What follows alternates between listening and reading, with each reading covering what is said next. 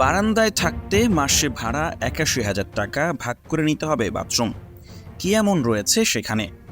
ঘরের যেদিক দিয়ে বারান্দায় যেতে হয় সেখানে দেওয়াল নেই, পুরোটাই কাচের দরজা।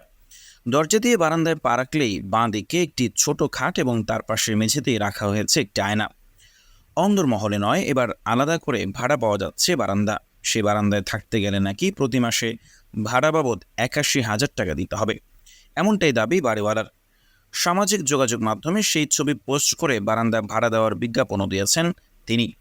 ছবিতে দেখা যাচ্ছে বারান্দাকে ছোটখাটো একটি বেডরুমের মতো সাজিয়েছেন তিনি। ঘরের যেদিক দিয়ে বারান্দায় যেতে হয় সেখানে দেওয়াল নেই, পুরোটাই কাচের দরজা।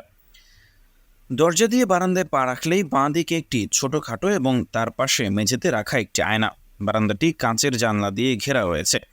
এই বারান্দায় সবসময় সূর্যের আলো পৌঁছায় বলে বিজ্ঞাপন দেওয়ার সময় আবার বারান্দাটিকে সানি রুম, অর্থাৎ যে ঘরে আলো পৌঁছয় বলে উল্লেখ করেছেন বাড়িওয়ালা।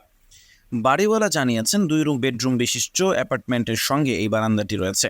অ্যাপার্টমেন্টে একটি বাথরুম রয়েছে, তবে বারান্দার ভাড়াটে ছাড়া সেই বাথরুমটি আরও একজন ব্যবহার করবেন বলে শর্ত রেখেছেন বাড়িওয়ালা। সিডনির হেমার্কেট এলাকার এই বারান্দাটি আলাদা করে ভাড়া দেওয়ার সিদ্ধান্ত নিয়েছেন তিনি। ছবিটি সামাজিক যোগাযোগ মাধ্যমে ছড়িয়ে পড়া নেট ব্যবহারকারীদের অধিকাংশই তা নিয়ে টিপ্পণী করেছেন। সম্প্রতি সিডনিতে বাড়ি ভাড়ার পরিমাণ এক লাফে অনেকটাই বৃদ্ধি পেয়েছে। মধ্যবিত্ত পরিবারের কাছে বাড়ি ভাড়ার পরিমাণ ধরাছোঁয়ার বাইরে চলে গিয়েছে। স্থানীয় সংবাদ সংস্থা সূত্রে জানা গিয়েছে, চলতি বছরের জুন মাস পর্যন্ত সিডনিতে সর্বোচ্চ ভাড়া সপ্তাহ প্রতি ভারতীয় মুদ্রায় ৬২,০০০ টাকার গণ্ডি পেরিয়ে গিয়েছিল। পাশাপাশি দাম বেড়ে যাওয়ার ফলে ভাড়া বাড়ির চাহিদাও বেড়ে গিয়েছে। কম খরচে কোথায় বাড়ি ভাড়া পাওয়া যায় তার খোঁজ করতে মরিয়া হয়ে উঠেছেন সেখানকার বাসিন্দারা। এই পরিস্থিতিতে বারান্দা ভাড়া দেওয়ার ঘটনা নিয়ে নেট ব্যবহারকারীদের মধ্যে আলোচনা শুরু হয়েছে।